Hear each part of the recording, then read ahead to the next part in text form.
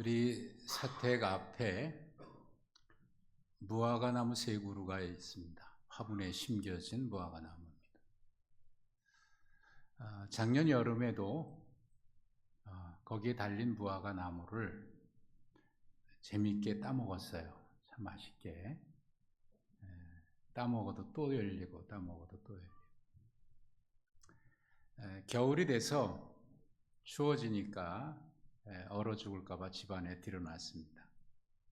그리고 3월 초에 이제는 밖에 내놔도 되겠다 싶어서 무화과나무를 밖에 내놓고, 여러분 무화과나무 혹시 아시는 분 계시겠습니다만은 이 가지가 제멋대로 자라거든요. 구불구불하고. 그래서 보기가 좀 그래서 가지치기를 했었습니다. 제가 나무를 잘 모르는데 어떻게 잘라야 될까 고민하다가 하여튼 과감하게 잘라냈어요. 그러고 보니까 잘라낸 가지가 좀 아까운 거예요. 버리기가 아까워서 몇 토막을 내서 그래도 괜찮은 새 토막을 옆에 있는 화분에다 꽂아 두었습니다. 혹시 봄이 돼서 따뜻해지면 싹을 틔우면 좋겠다. 특별히 열매를 잘 맺는 무화과 나무 가지를 꽂아 두었습니다. 3월 초에 꽂아 넣었는데 5월이 중순쯤 지나도록 아무런 변화가 없어요. 아이고 이거 또 죽었구나 하고 잊어버렸습니다. 제가 한 35, 6년 전에 전도사로 있을 때 제가 모시고 있었던 담임 목사님이 사택에 무화과나무를 심었거든요. 키웠어요. 바란다에다가. 그리고 그 나무를 잘라서 화분에 옮겨 심었고 그렇게 해서 키우고 그러셨는데 그 중에 하나를 저에게 선물로 주셨어요. 제가 갖고 싶다고 하니까 가져가서 키워보라고. 집에 가져왔는데 조금 지나니까 궁금해진 거예요. 이게 정말 살까 뿌리를 내렸을까 궁금해서 뽑아봤습니다. 뿌리가 없는 거예요. 다시 꽂아두었습니다. 그리고 또 좀 지났다가 또 다시 뽑아봤더니 여전히 뿌리가 없어요. 한 서너 번 하다가 보니까 이 나무가 그만 죽고 말았습니다. 그때 기억이 나서 2달 반이 지나도 차도 변화가 없지만 에이, 죽으면 죽는 거고 살면 다행이다. 그리고 포기하고 잊어버렸습니다. 그런데 얼마 전에 물을 주다 보니까 싹이 나고 어제 저녁에 보니까 그 이파리가 제법 커졌습니다. 그때 제가 깨달았어요. 야, 기다림은 나의 시간이 아니고 그대의 시간이구나. 기다림은 나의 시간이 아니고 하나님의 시간이구나. 그걸 깨달았습니다. 한번 따라해 보십시다. 기다림은 나의 시간이 아니고 하나님의 시간이다. 우리가 잘 아는 빅터 프랭클이 그런 이야기를 했거든요. 아우슈비츠 감옥에서 살아 나오신 분 아닙니까? 그분이 그의 책에서 그런 이야기를 해요. 하나님은 조금도 늦는 법이 없이 틀림없이 역사하시는데 인간이 조급해서 하나님의 시간을 기다리지 못하는 게 문제다. 오래전에 뽑았다 심었다 했던 그때가 기억이 났고 그래서 기다림을 포기하고 이제 나면 나고 죽으면 죽으리라 하는 마음으로 그냥 포기하고 기다렸더니 때가 되매 싹이 나고 잎이 지금 무성하게 자라고 있습니다. 그렇습니다. 기다리는 것은 내가 이때까지 하고 말리라 하고 하는 그가 아니라 하나님의 시간까지 기다리는 것이 그게 성경에서 말하는 인내이고 믿음입니다. 우리가 성경에서 이스라엘 백성들이 애굽에서 노예 생활했던 것을 약 430년이라고 이렇게 말합니다. 하지만 처음부터 노예 생활을 했던 것은 아니죠. 창세기 39장에 보면 요셉이 애굽으로 먼저 팔려가고, 그리고 야곱의 아들들이 가뭄으로 인해서 먹을 것을 구하기 위해서 애굽으로 가게 되죠. 그리고 그곳에서 총리로 있는 요셉을 만나게 됩니다. 그리고 그 이후에 야곱의 가족 전체가 약 70여 명이 애굽으로 내려가서 살게 됩니다. 고센 땅에 정착했다. 지금으로 말하면 카이로, 이집트의 카이로 인근 나일강 하구 지역입니다. 그곳에서 살다가 언제부터 노예 생활이 시작이 되냐면, 성경에는 출애굽기 1장 8절에 보면 요셉을 알지 못하는 왕이 나왔다라고 하는, 그때부터 사실은 본격적인 노예 생활을 하는 거예요. 성경에는 요셉을 알지 못하는 왕이라고 되어 있습니다만은 이스라엘 애굽의 역사를 보면 19세기, 18세기까지는 주전입니다. 지금으로 말하면 약 4,000년 전쯤이죠. 그때까지는 이 애굽 땅이 외적의 침입이 거의 없었던 나라입니다. 지형적으로 북쪽에는 지중해가 있어서 접근하기 어렵고, 서남쪽으로는 아라비아 사막, 사하라 사막이 있고, 오른쪽에는 아라비아 사막을 비롯해서 여러 가지 산악 지역이 있다 보니까 접근하기가 어려웠습니다. 그래서 외적의 침입이 거의 없었던 곳인데, 주전 약 1650년 17세기 때부터 이주민들이 이 나일강 유역 쪽으로 몰려들기 시작합니다. 주전 1650년에 그곳에 이주해 왔던 수많은 외주민들이 인구가 폭발적으로 늘어가기 시작하면서 왕조를 세우게 되는데, 그것이 역사의 기록에 보면 힉소스 왕조라고 기록이 되어 있습니다. 힉소스라고 하는 말의 뜻은 이방 땅들의 왕의 통치자라고 하는, 이방 땅들의 통치자라고 하는 뜻을 가지고 있습니다. 아마도 야곱도 애굽으로 갔던 때가 그 시기가 아닌가라고 추측을 하고 있습니다. 이 힉소스 왕조가 약 100여 년을 지속합니다. 그러다가 이집트 사람들이 언제까지 저 외주민들이 나라를 다스리게 되냐, 정신 차리고 새로운 부흥운동을 시작하게 되는데, 그때 위대한 파라오, 위대한 애굽의 왕 바로들이 등장을 하는데, 그게 이제 그 시대가 이 이스라엘 백성들의 노예 생활, 본격적인 노예 생활과 같이 가요.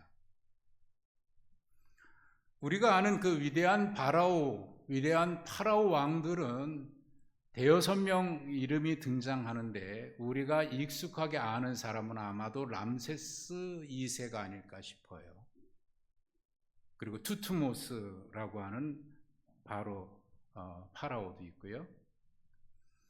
그렇게 대여섯 명의 왕들이 위대한 왕들로 애굽의 신왕조를 세우기 시작하는데, 그때 이스라엘 백성들은 고난의 행군이 시작이 되는 겁니다. 신왕조를 세운 파라오들은 자기의 역사 속에서 이민족이 다스렸던 힉소스 왕조의 역사를 지우기 시작했고, 그리고 폭발적으로 늘어났던 이 이주민들을 억압해서 그들을 박해하기 시작했습니다. 그랬던 이유는 1장 9절과 10절에, 출애굽기 1장 9절과 10절에 이렇게 그 이유가 나와 있는데, 외적들이 침입해 들어오면 이 많은 인구들이 그들과 합해서 우리와 전쟁을 하게 되면 우리가 위협을 느끼니까 두려워서 박해하기 시작한 겁니다.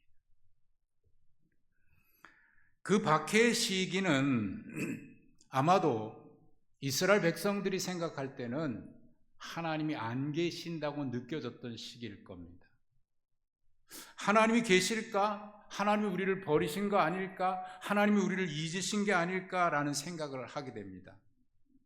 왜냐하면 그 박해 가운데 하나가 정말 잔인한 일인데, 바로가 이런 명령을 내리죠. 누구든지 아들이 태어나면 다 죽이라라고 하는 명령을 내립니다.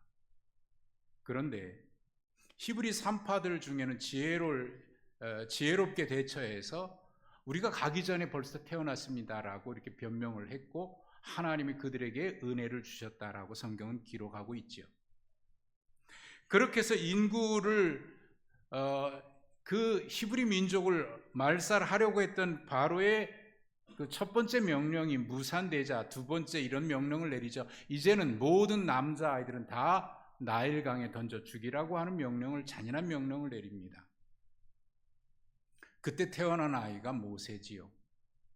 정말 암흑의 시대에 태어난 겁니다. 미래가 없습니다. 하나님이 만약 계시다고 하면 이 민족을 이렇게 잊어버리실까? 하나님이 계시다고 하면 우리를 이렇게 내버려 두실까? 이렇게 해서 우리 민족이 말살되는 것일까? 그런 질문을 끊임없이 했을 것 같습니다. 모세의 어머니도 그랬을 것 같습니다. 그러나 그들이 할 수 있는 최선을 다해서 이 아이를 살리려고 하는 몸부림이 시작이 되는데 3달 동안 숨겨 키우다가 더 이상 아이가 울음소리도 커지고 더 이상 숨길 수 없을 때가 되니까 최후의 수단으로 갈대 상자를 엮어서 그 상자에 이 아이를 넣어서 나일강 갈대숲 사이에다 넣어 놓게 되죠. 근데 하필이면 그곳에 바로의 딸이 왔다가 그 아이를 발견하게 됩니다. 호랑이 굴 속에 아이를 집어넣은 격이 되고 말았어요. 과연 이 아이의 운명은 어떻게 될까? 아니, 이 백성들의 운명은 여기서 끝나는 것일까? 하나님은 정말 우리를 잊으셨을까? 하나님은 정말 우리를 버리신 것일까? 하나님은 정말 우리를 떠나신 것일까? 끊임없는 질문, 그 백성들을 하면서 탄식했을 것 같습니다. 자, 여기에 하나님이 과연 그들을 잊으셨을까요? 그들이 생각했던 것처럼 하나님은 과연 안 계신 것일까요?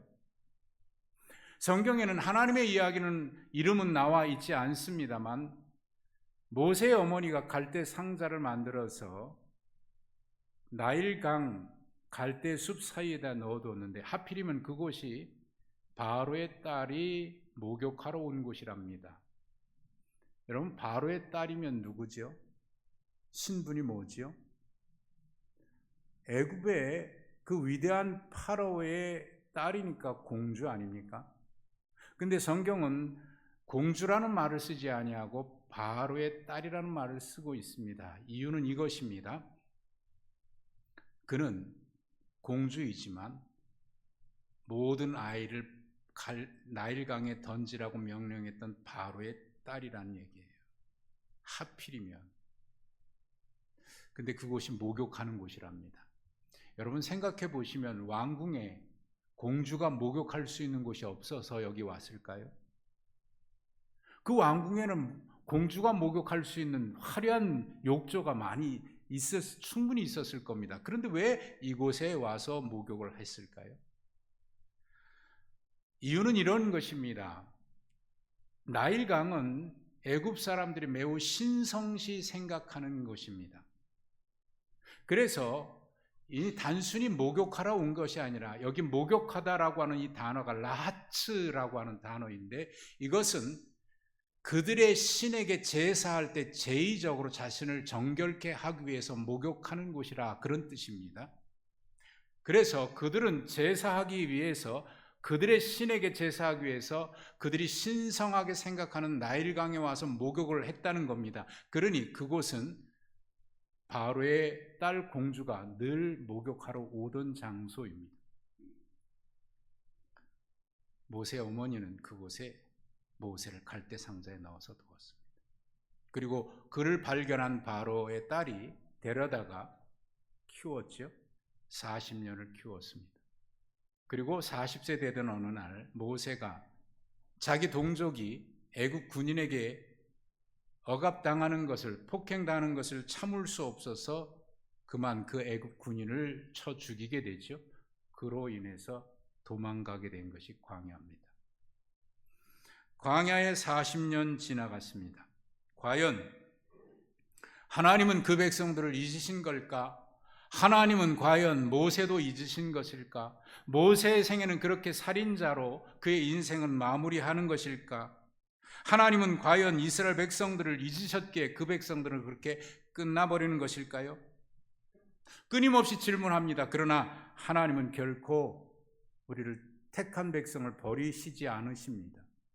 하나님은 택한 백성을 잊으시지도 않습니다. 하나님은 언제나 그 백성과 함께 계십니다.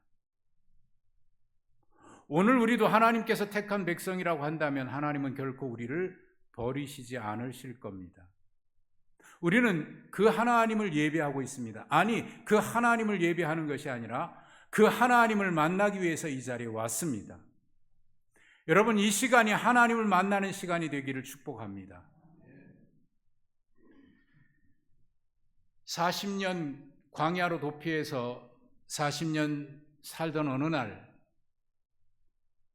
자신의 장인의 양을 치고 있다가 어느 날 광야 서쪽으로 가다가 하나님의 산 호렙에 이르게 됩니다. 거기서 모세는 이상한 광경을 보는데 떨기나무에 불이 붙었는데 그 불이 꺼지지 않고 계속 타는 거예요. 떨기나무도 사라지지 않는다고 성경은 기록이 되어 있습니다. 거기서 이상한 광경을 보고 참 이상하다, 왜 저런 일이 있지? 다가오는데 거기서 하나님의 사자가 모세를 부르십니다. 모세야, 모세야.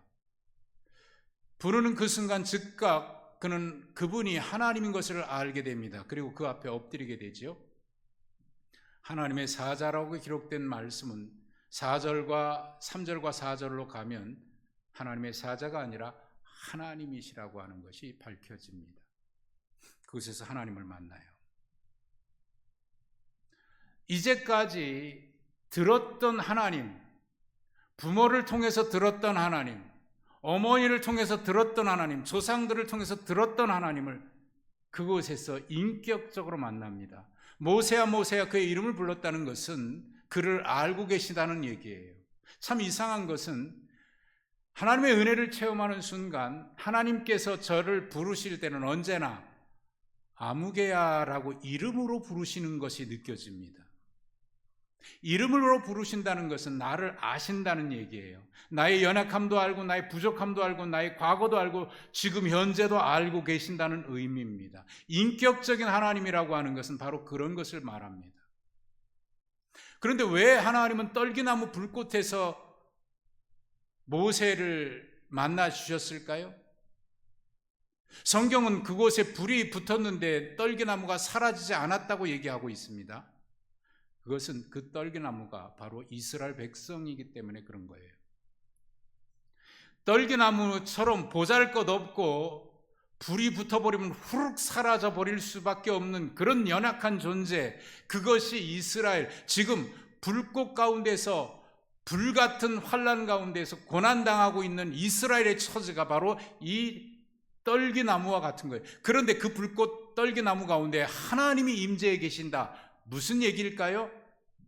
지금까지 하나님이 우리를 떠나셨다고 생각했고 하나님을 우리를 잊으셨다고 생각했는데 하나님은 안 계신다고 생각했는데 하나님이 안 계신 게 아니라 그 고난 가운데, 그 학대 가운데, 그 어려움 가운데 하나님은 지금까지 그들과 함께 계셨음을 보여주신 겁니다. 그것을 깨닫습니다. 하나님은 말로만 듣던 하나님이 아니라 지금 나와 나를 만나주신, 나를 찾아오신 하나님이구나.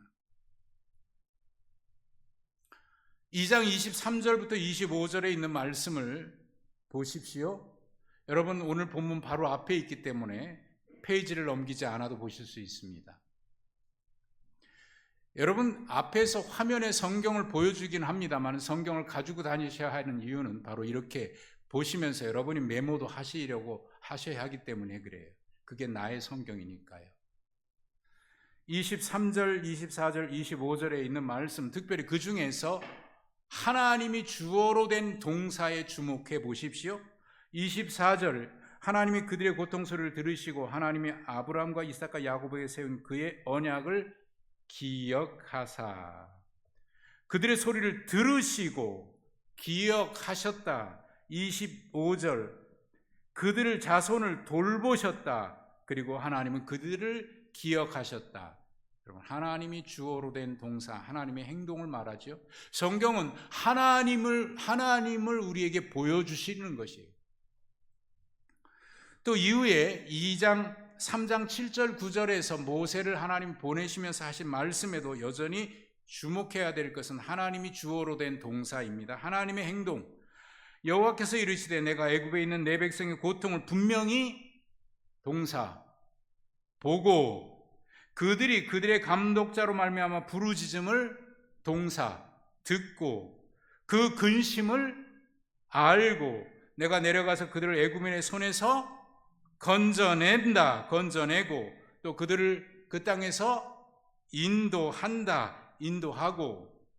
그리고 아름답고 그 적과 꿀 이르는 땅 쭉 해쪽 가나안 족속 7족속의 이름이 나오면서 그 뒤에 데려가노라. 하나님의 동사. 하나님이 어떻게 하고 계시다는 것. 하나님은 그곳에서 모세를 만나시고 내가 떠난 것 아니다. 너희를 버린 것 아니다. 사실 우리는요, 이 백성들처럼 어려움 당하고 또 시련 당하고 그러면 우리 속에 이런 질문이 떠올라요. 하나님 나 버리셨나? 하나님 나 잊으셨나? 근데 하나님은 내가 그들의 모든 것을 들었다, 보고 있다. 그리고 내가 지금 그들과 함께하고 있다는 것을 떨기나무 불꽃을 통해서, 떨기나무 불꽃이 왜 사라지지 않았다고 성경은 말할까요? 그 학대 가운데서 사라질 수밖에 없는데, 말살하려고 그런 방법을 다 썼는데 살아있는 것은 하나님이 그들과 함께 계셨기 때문이라는 것을 모세에게 보여주신 겁니다. 그리고 하나님은 모세에게 말씀하십니다. 3장 6절에 보시면 나는 내 조상의 하나님, 아브라함의 하나님, 이삭의 하나님, 야곱의 하나님이라. 우리는 종종 이 말씀을 인용합니다. 하나님을 말할 때 아브라함의 하나님, 이삭의 하나님, 야곱의 하나님, 뭘 말하는 거죠? 하나님은 이전부터 영원부터 지금까지 함께 계시는 것을 말씀하는 겁니다. 아브라함과도 내가 함께 했고 이삭과도 함께 했고 야곱과도 함께하고 지금도 내가 너와 함께한다. 영원부터 계신 하나님이 지금도 나와 함께 하신다는 것을 말씀하고 있는 거예요. 그게 아브라함의 하나님, 이삭의 하나님, 야곱의 하나님이라는 얘기예요. 그리고 동시에 이 말씀은 하나님은 계약의 하나님인 것을 말씀해 주는 겁니다. 2장 24절에 보시면 하나님께서 그들의 고통 소리를 들으시고 하나님의 아브라함과 이삭과 야곱에게 세운 그 언약을 기억하사, 여러분 이것도 주목해야 될 단어입니다. 언약을 기억하셨다. 여러분은 성경에 표시를 해 두시기 바랍니다. 하나님은 계약을, 언약을 기억하셨다. 여러분, 하나님은 계약의 하나님이에요. 하나님을 우리는 사랑의 하나님이라고 하는데 무조건 모든 사람들을 다 사랑하시는 게 아닙니다. 하나님은 계약 백성을 사랑하시네요. 성경에서 헤세드라고 하는 단어가 우리 성경에는 사랑, 자비, 인애 이런 단어로 번역이 되는데 그 헤세드는 계약에 근거한 사랑이라고 하는 뜻이에요. 그래서 여러분 기억하십시오. 하나님은 우리가 약속한 것을 굉장히 중요하게 생각하십니다.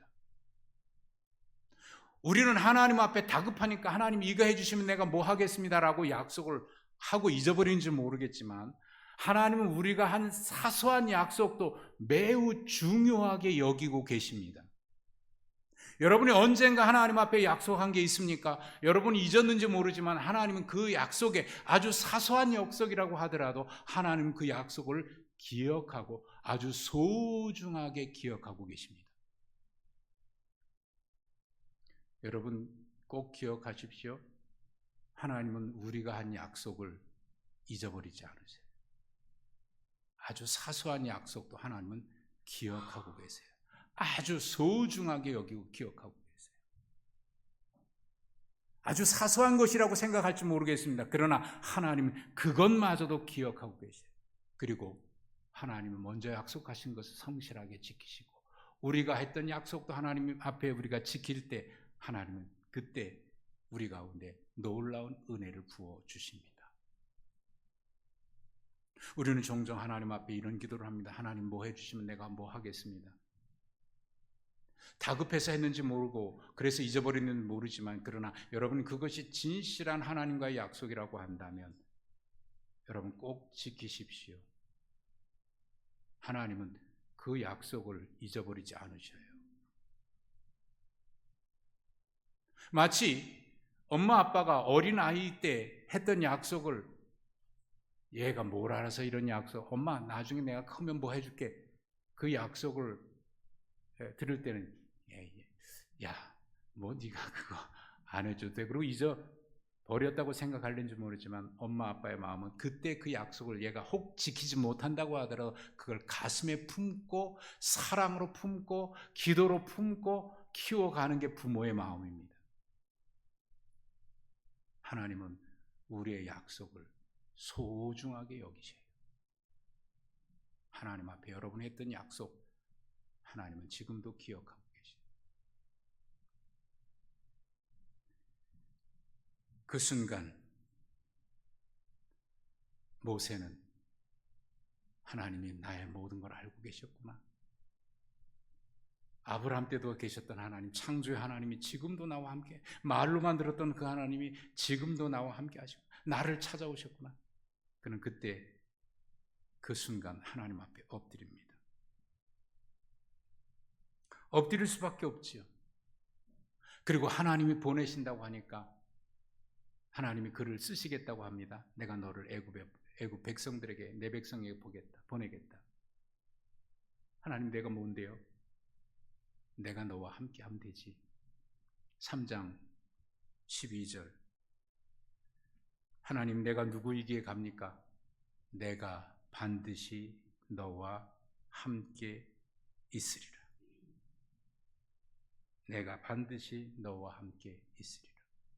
여러분, 하나님 한 분 나와 함께 계시면 그것 이상 뭐가 필요해요?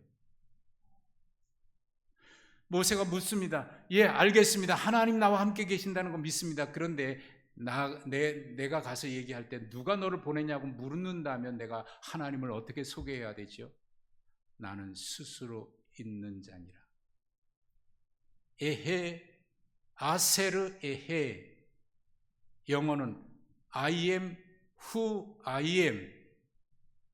에헤 아세르 에헤, 나는 스스로 있는 자는. 성경은 그렇게 번역을 했는데요, 그게 정말 어떻게 번역해야 될지 모르는 거예요. 나는 나야. 참 놀라운 것은 하나님이 다가오실 때 이름으로 다가오신다고 말씀도 드렸는데, 하나님이 만나 주실 때 그 순간 알게 돼요. 아, 하나님이시구나. 하나님 당신이구나. 참 이상하죠. 그걸 그 순간 느끼게 됩니다.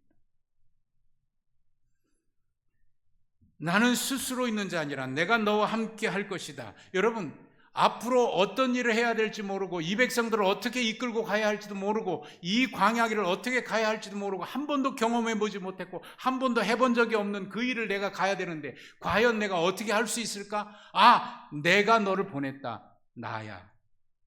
다른 누구가 아니고 내가 보냈어. 나는 스스로 있는 자. 여러분, 이것이 우리에게 하나님을 만나야 하는 이유입니다. 나의 연약함을 압니다. 창조하신 그분이 나의 필요한 것도 압니다. 내가 앞으로 살아갈 때 무엇이 있어야 될 줄도 압니다. 나의 실패도 알고 나의 연약함도 알고 나의 부족함도 압니다. 나의 과거의 실수도 알고 나의 과거의 부족함도 압니다. 이전에도 계셨고 이제도 계시고 장차 오실 하나님, 이전에도 나와 함께 계셨고 지금도 함께 계시고 앞으로도 함께 계시고, 내가 잘했을 때만 함께 계신 게 아니에요. 실패하고 넘어지고 쓰러지고 그럴 때도 하나님은 나와 함께 계셨습니다. 기다려 주셨습니다. 그리고 나와 함께 계십니다. 그분이 나와 함께 계실 겁니다. 그 하나만 족하지 않아요?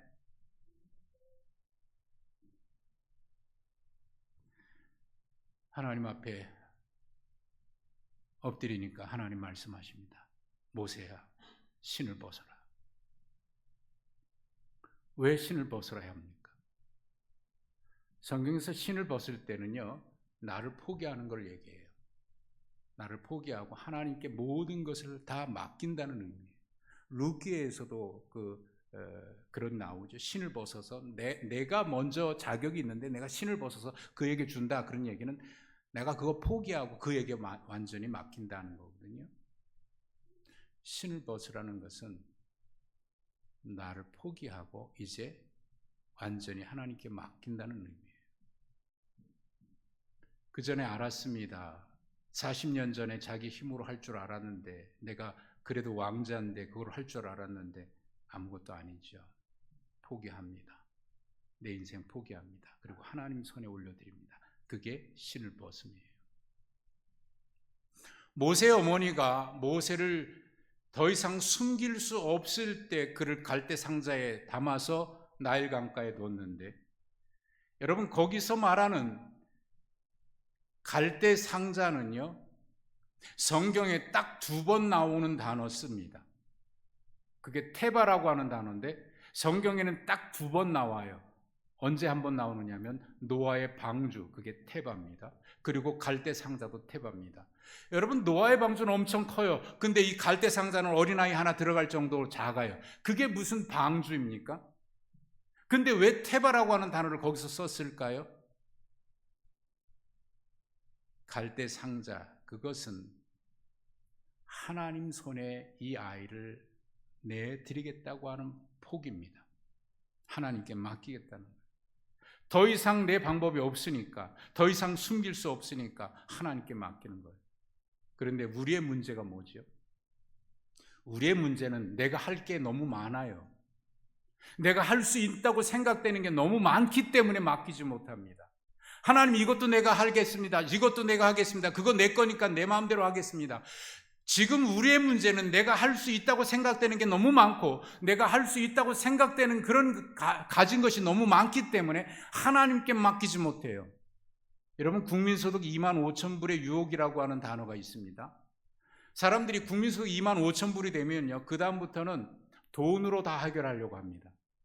믿는 사람도 그런 얘기하는 거 들었어요. 하나님께 맡깁시다, 기도합시다. 돈으로 하는 게 더 빨라요.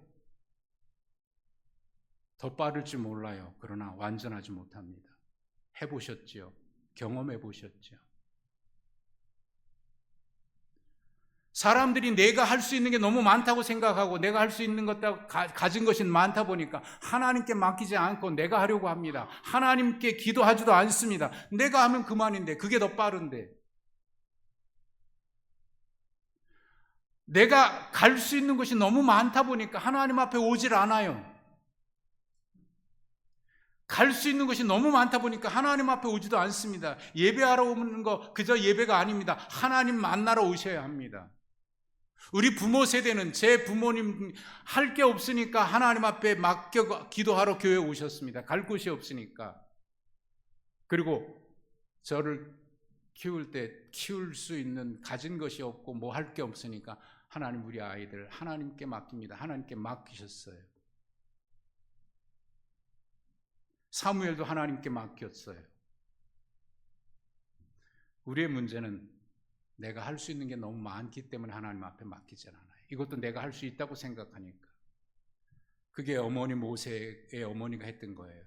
이제 모세도 그걸 자신의 거로 받아들입니다. 신을 벗는 순간 그는 어머니가 했듯이 나도 나를 포기하고 하나님께 맡깁니다. 오늘 하나님은 우리에게 말씀하십니다. 너희가 할래, 아니면 내가 할까? 질문하시는 것 같아요. 여러분, 시험해 보십시오. 하나님 앞에 드린 약속은 소중히 하나님이 기억하고 계십니다. 그리고 하나님 앞에 온전히 나를 포기하고 맡기십시오. 그럴 때 하나님이 과연 어떻게 하시는지를 보십시오. 부모님이 그렇게 키우셨다면 나도 이제는 모세가 나도 포기하겠습니다. 신을 벗듯이 이제 나도 주님께 맡깁니다. 하나님께서 모세를 쓰셨고 그를 통해서 이스라엘 백성들을 애굽으로 한 번도 가보지 못했던 그 길을 하나님이 함께 가셨습니다. 오늘 이 말씀 통해서 우리에게 주님 물으십니다. 너희도 신을 벗어라. 내 앞이다.